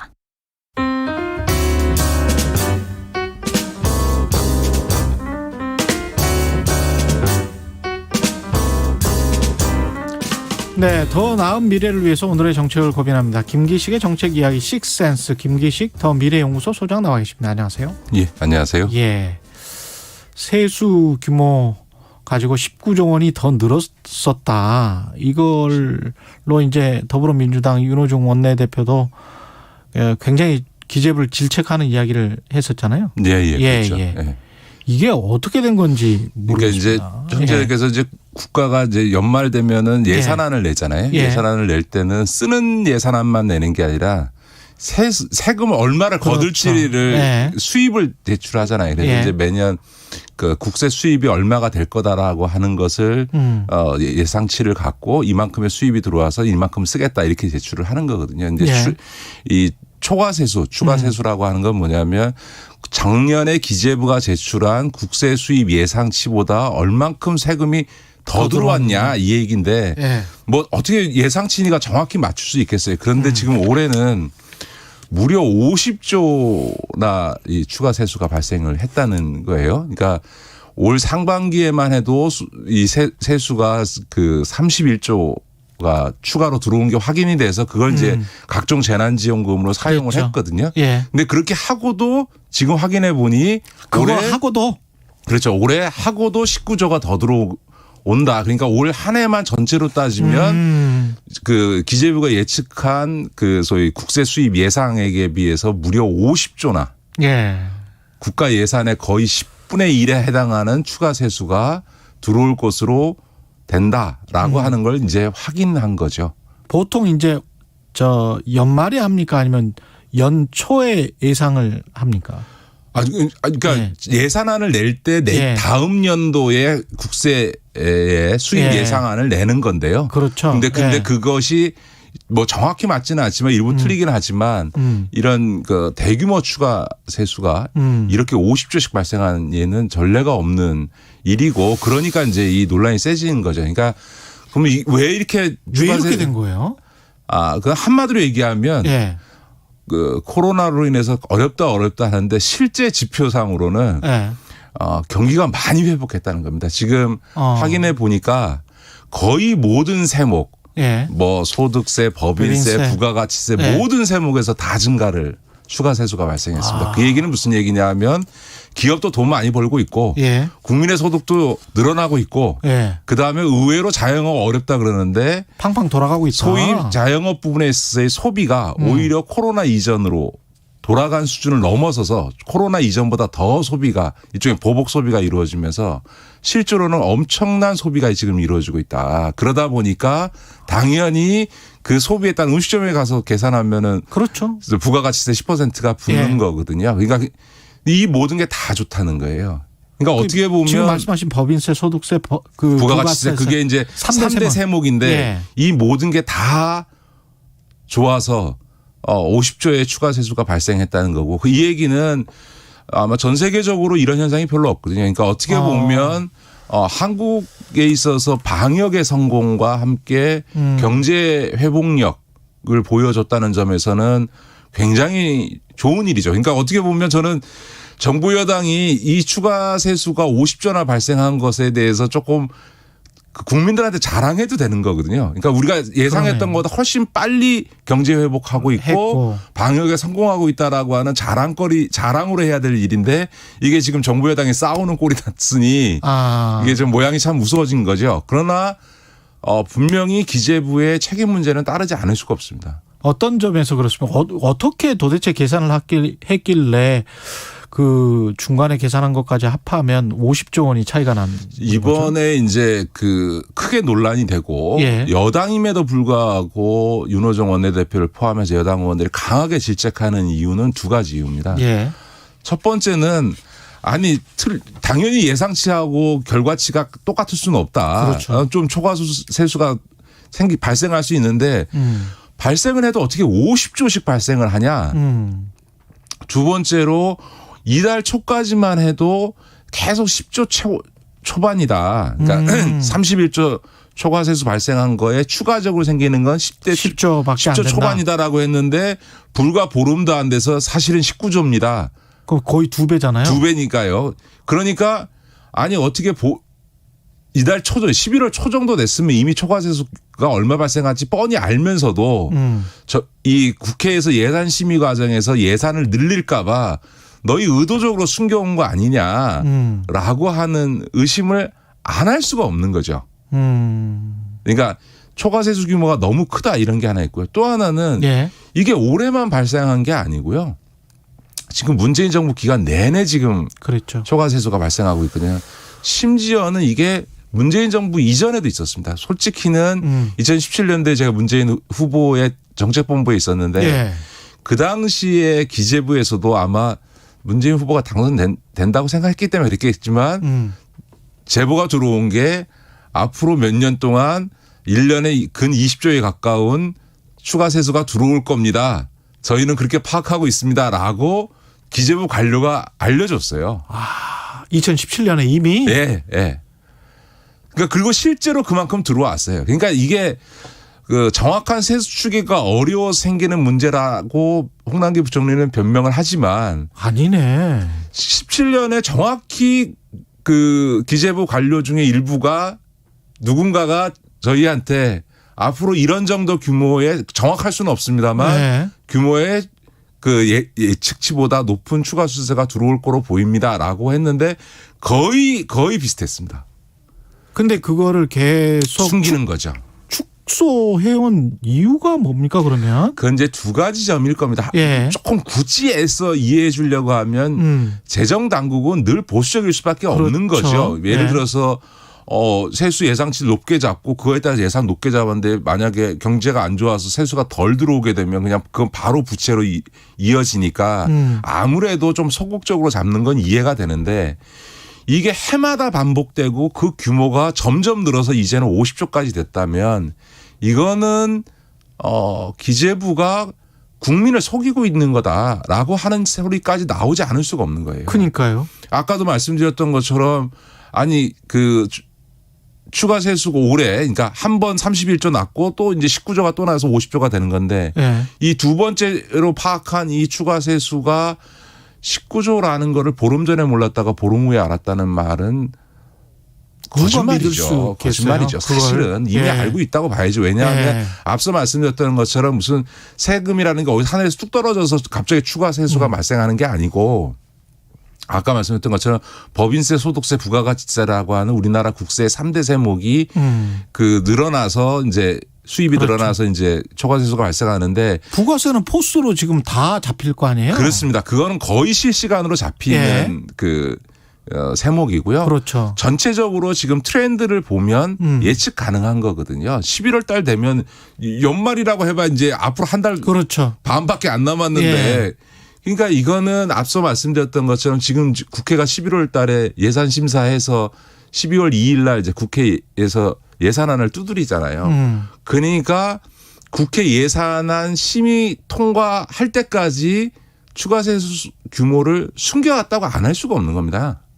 이게 숨겨서 돈 더 들어오니까 돈 더 들어온 거는 당연히 써야지라고 할까봐 숨기고 있었다는 거죠.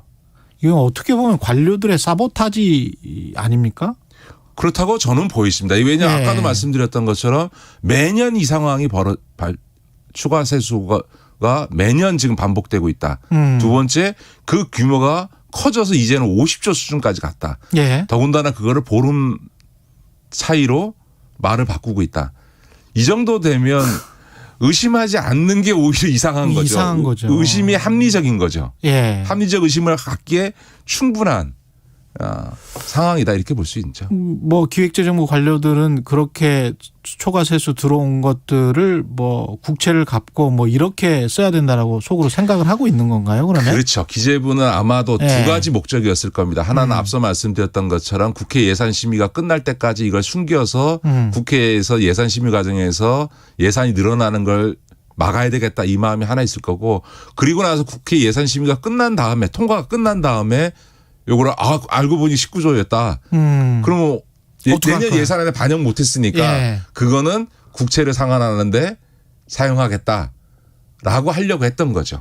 그러니까 이거를 국회 예산심의 결정권하는 국회에 있음에도 불구하고 국민의 우리 헌법상의 예산은 편성권은 정부에게 있지만 그걸 심의해서 확정하는 권한은 국회에 있는데도 불구하고 이 국회를 패스해서 자기들이 그냥 이 국가적으로 들어온 수입을 어떻게 사용할지를 그냥 관료적으로 자기들이 결정하고 싶었던 거죠. 회기만 넘겨버리면 되니까. 그렇죠. 어떻게 보면 그런 발상은 매우 위헌적인 반헌법적 발상인 거죠. 예. 이게 만약에 세금이 이제 더 들어왔어요. 그러면 돈을 어디에 써야 될지도 합리적으로 논의를 할 시간도 안 줘버리는 거네. 아니 논의를 할 시간을 안 주는 게 아니라 예산 심의가 끝나면 내년도 예산에 반영할 수 없은 거니까 세계 잉여금으로 내년에 넘기거나 아니면 그냥 국채 상환하는데 쓰겠습니다 하고 그냥 자기들이 재량 범위에서 처리하고 싶었던 거라고 봐야 되는 거죠. 그러니까 당연히 국민을 대표하는 국회는 국민들이 예상보다 세금을 더 내셨네요. 그러면 그중에서 일부는 국민에게 돌려드리겠습니다라고 하는 얘기를 충분히 할 수 있는 거죠. 그러니까 그걸 그냥 단순히 현금으로 준다는 의미가 아니라 국민의 민생 복리를 위해서 좀 더 많은 예산을 사용해서 내신 세금만큼 우리가 국민들의 삶을 더 돌보겠습니다라고 하는 게 대의제 민주주의 국가에서 국회가 해야 될 역할인 게 너무 당연한 건데 그 기능 자체를 못하게 기재부가 막은 거죠, 사실은. 이야, 기재부가 정치에 관여를 한 거네요. 그러니까 정부 여당의 정책을 반대를 했던 거군요. 그러니까. 그렇죠. 아니 여당뿐만 아니라 기술적으로 아닙니다. 그건 여당만이 아니고요. 실제로 국민들 잘 모르셨는데 예산 심사 마지막 단계에 가면 저도 국회의원 해봤지만 여야 가리지 않고 자기 지역구 예산 다 태우려고 하기 때문에 이 국회에 가면 무조건 예산이 팽창하게 돼 있습니다.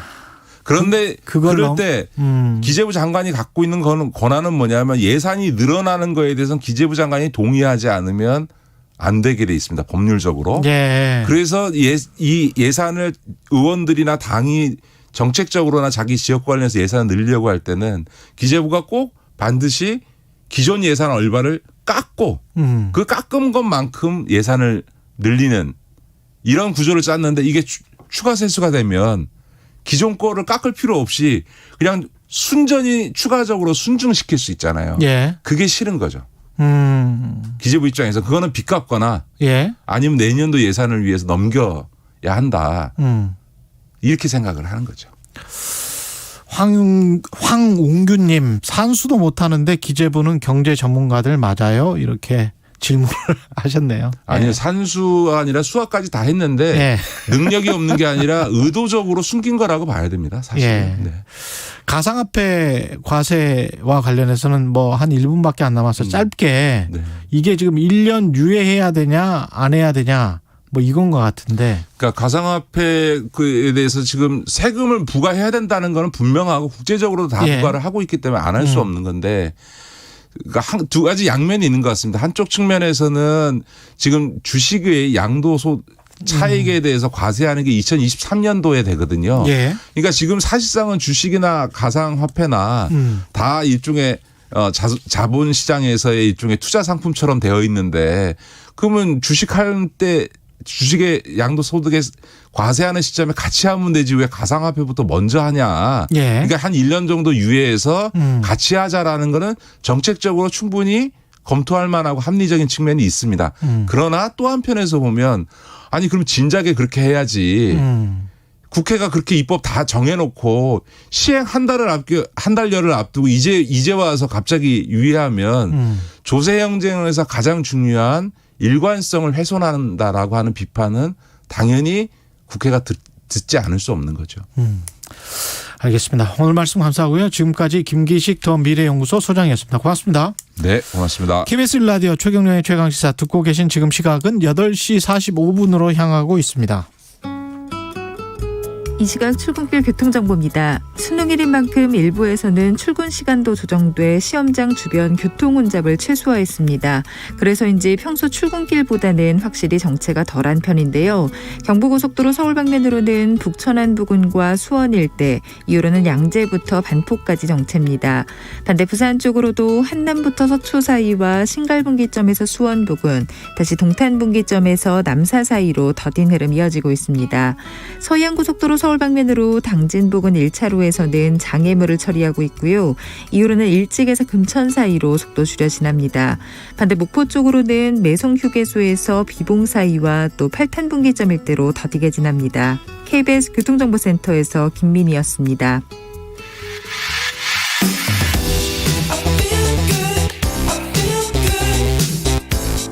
세상에 이익이 되는 방송 최경영의 최강시사.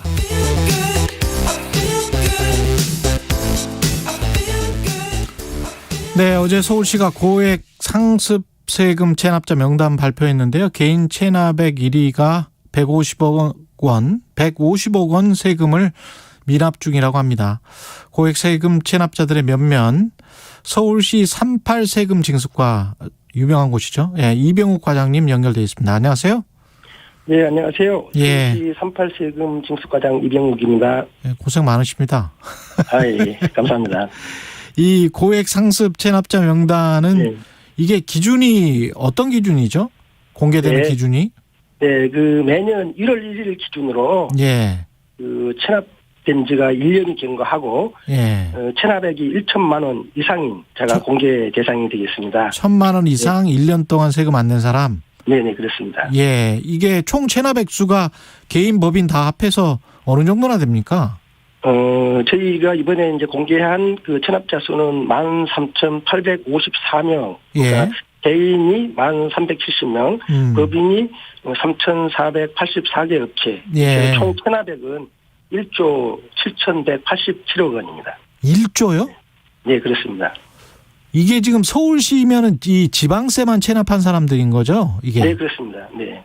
그러면 이 사람들이 대개는 국세도 체납했을 거란 말이죠? 네, 당연히 그랬을 것 같습니다. 네. 아, 그러면 그 규모는 또 엄청나겠네요. 예. 사실 뭐 이분들이 국가의 세금을 어느 정도 체납하고 있는지 이런 부분에 대해서는 저희들이 이제 알 수가 없잖아요. 조사, 그렇습니다. 그거는 이제 국세청 소관이고. 국세청 소관입니다. 네, 예. 이게 지금 명단은 그러면 서울시 어디 홈페이지에서 볼 수 있나요? 어떻게 되나요? 이제 그 명단은 저희 서울시 홈페이지하고 또 세금 납부 사이트 그 위텍스라고 있습니다. 여기에서 이제 확인할 수 있는데 뭐 포털에 들어가서 서울시 라고 이렇게 치시고 또 거기에 검색하는 데서 명단 공개 이렇게 치시면은 이제 정확하게 확인을 할 수 있고요. 예. 거기에서 이제 이번에 공개된 체납자의 이름이나 나이, 주소, 업종, 뭐 체납액 등 이런 것들이 소상히 공개되어 있습니다. 제가 사실은 한 15년쯤 전에 38 세금 징수과 분들이랑 한 이틀 정도 같이 합동 취재를 한 적이 있어요. 아, 그러신가요? 15년 정도. 예, 15년 전에. 그래서 강남구 삼선동에 대저택을 같이 한번 방문을 한 적이 있습니다. 아, 그러신가요? 예. 엄청 나더만요, 그분들. 세금 세납하고 그냥 그 호화로운 주택에 사시면서 그 앞에는 뭐 외제차 있고. 예, 이제 사실은 저희들이 관리하고 있는 체납자가 38 세금 징수과에서 관리하고 있는 체납자가 한 2만 5천 명 정도 되고 이분들 체납액이 한 2조 정도 됩니다. 그런데 이제 이 중에서 물론 뭐 생활이 굉장히 어려운 분들도 있지만은 정말로 그 말씀드린 것처럼 그렇게 본인은 재산이 없으면서 부인이나 자녀 이런 명의로 뭐 부동산을 가지고 있고 고급 외제차를 운행을 하고 있고 이런 분들을 저희들이 이제 비양심 고액 체납자라고 이렇게 명명을 해서 그분들에 대해서 뭐 아주 특별하게 철저히 좀 관리를 더하고 있습니다. 근데 이게 공무원이라서 경찰도 아니고 들어오지 못하게 하면 못 들어가고 막 그런 경우도 많은 것 같은데. 아, 그렇진 않고요. 이게 그 검찰이나 경찰은 법관이 발부한 영장이 있어야 집안에 들어갈 수 있는데요. 세무공무원은 예외적으로 그분들이 허락을 하지 않아도 들어갈 수 있습니까? 개문도 할 수 있고 뭐 이렇게 할 수 있습니다. 그냥 문을 강제로 열 수도 있는 거군요. 네, 그렇습니다. 그래서 가끔 이제 TV나 이런 데 보시면은 세무공무원들이 뭐 이렇게 열쇠 이렇게 공하시는 분들을 불러서 개문을 하고 들어가고 하는 그런 모습을 볼 수 있을 겁니다. 가면 이제 항의가 엄청납니까? 어떻습니까, 이분들은? 그렇죠. 대부분 이분들이 뭐 세금을 의도적으로 회피하려고 하는 분들이기 때문에 뭐 집을 그냥 문을 뭐 이렇게 편하게 열어주지는 않고요. 저희들이 그래서 안에 뭐 있지만은 열어주지 않을 때는 이제 강제로 개문을 하고 또 어떤 경우는 뭐 경찰을 또 그분들이 불러서 이렇게 뭐 같이 이제 들어가기도 하고 그렇습니다. 가서 보면은 실제로 막 돈을 많이 숨겨놓고 그런 경우가 많습니까? 잦습니까? 많습니다.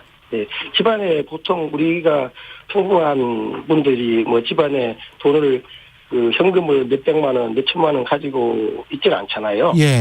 근데 이제 체납자 집에 가서 가택 수색을 하다 보면은 대부분이 이렇게 현금 이렇게 많이 나옵니다. 이번에 저희 명단 공개를 하고 나서 어제하고 그제 이제 몇 분 체납자 집에를 가서 가택 수색을 했는데 그때도 주권 7천만 원하고 또 현금이 한 150만 원 정도 이런 것들이 쏟아져 나왔습니다. 이게 지금 올해 같은 경우에 개인 체납액 1위가 외국인입니까? 그렇습니다. 법인 체납액 1위도 외국 법인이고요? 네, 그렇습니다. 그렇군요. 근데 이번에 이제 개인 체납액 1위로 외국인이 이제 골랐는데요. 이 체납자는 2017년 12월에 지방소득세를 포함해서 3건에 12억 원을 서울시에 체납하고 있었습니다. 그러니까 2017년도에 체납을 하고 있었으면 지역에 명단 공개도 됐어야 됐는데 이제 지금 4년 정도가 경과됐는데 그동안에 이 체납자가 이 세금 부과에 대해서 억울하다고 소송을 했거든요. 그래서 이제 명단 공개가 되지 않고 있다가 최근에 대법원에서 패소를 했습니다. 그래서 이번에 이제 명단 공개를 하게 됐고요. 또 법인도 역시 외국 법인이 1위입니다. 여기도 뭐 저희 서울시에 한 16억 원 정도를 체납하고 있는데요. 저희 조사관들이 법인 주소지 사무소라고 등재되어 있는 곳에 출장을 나가고 이제 확인을 해봤는데 이미 폐업하고 또 법인의 흔적도 지금 없어졌거든요. 그래서 뭐 대표자를 지금 추적하고 있는 그런 상황입니다. 이게 세금 안 내고 그냥 외국 사람이면 그냥 나가버린다거나 출국하면 어떻게 되나요? 세금을 안 내고 출국하면은 외국에 나가서 징수를 하는 것은 이제 쉽지 않잖아요. 그렇죠. 예, 그 뭐 사실은 우리 그 내국인들이 한국에 계시면 저희들이 끝까지 뭐 주소지를 찾아서 이렇게 추적을 하고 해서 징수를 하는데 출국하면은 이분들이 국내에 이제 들어오지 않을 확률도 높고 예. 그래서 여러 가지 이제 문제가 있습니다. 그래서 출국하기 전에 어떻게든 잡아야 되네. 예. 그렇습니다. 그래서 이제 그리고 이제 실질적으로 저희들이 이제 지금 제도상으로 외국인이 이제 비자 연장을 하거나 뭐 거소지 변경 등을 할 때는 세금 체납 여부를 확인하는 제도가 있습니다. 예. 법무부하고 저희가 그 협의가 돼서 이런 이제 그 체납이 있으면은 비자 연장을 안 해주거나 뭐 이런 제도가 있는데요. 출국하기 전에 체납 그 여부를 확인하는 그런 제도는 없습니다. 그래서 이제 이 부분에 대해서 좀 제도 개선이 될 수 있도록 저희들이 이제 그 중앙부처하고 지금 이야기를 하고 있습니다. 그렇군요. 이분들이 출국 못하게 할 수 있는 그런 방법을 좀 마련을 해야 되겠네, 법적으로. 예, 그렇죠? 사실 뭐 출국하고 난 다음에는 그 미국까지 가서 세금을 뭐 징수 활동을 한다는 게 좀 막막한 그런 실정입니다. 이 전두환 씨 같은 경우도 이번에 공개된 명단에 아직도 포함되어 있네요. 예, 좀 안타깝습니다만 전두환 전 대통령은 2016년에 공개가 이제 되었고요. 지금 현재까지 그 명단에 이번에도 이제 포함돼서 공개가 됐고 9억 7천만 원 체납을 하고 있습니다.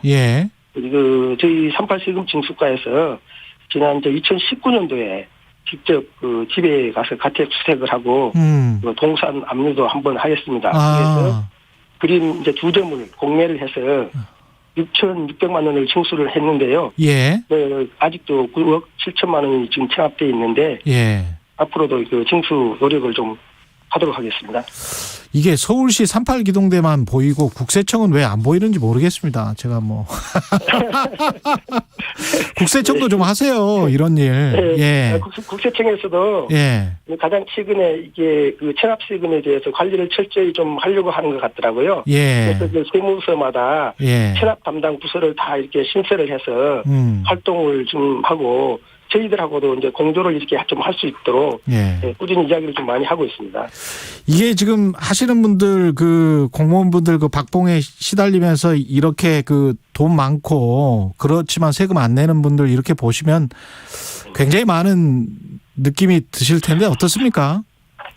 네, 저희들이 뭐 현장에 가서 보면은 아까도 이제 말씀하신 것처럼 정말 막 의리의리한 집에서 고급 외제차를 끌고 이렇게 사시면서 그 세금을 내는 걸 아까워하고 그런 분들이 보면은 정말 마음이 아픕니다, 사실은. 그리고 뭐 대부분이 그 우리 납세자들이 성실 납세자거든요. 그렇죠. 네. 이런 분들이 또 상대적으로 박탈감을 느낄 것 같기도 하고. 그럼요. 그래서 해서 저희들이 그 어떤 성실 납세자를 위해서라도 열심히 38 세금 징수과에서 체납 징수 활동을 하는 게 맞다라고 그렇게 생각을 하고 있습니다. 예, 오늘 말씀 감사하고요. 지금까지 서울시 38 세금 징수과의 이병욱 과장님이었습니다. 고맙습니다.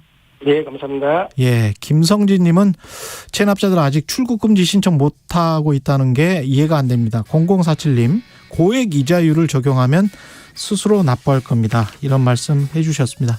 예, 감사하고요. 11월 18일 목요일 KBS 1라디오 최경영의 최강시사였습니다. 저는 KBS 최경영 기자였습니다. 내일 다시 돌아오겠습니다. 고맙습니다.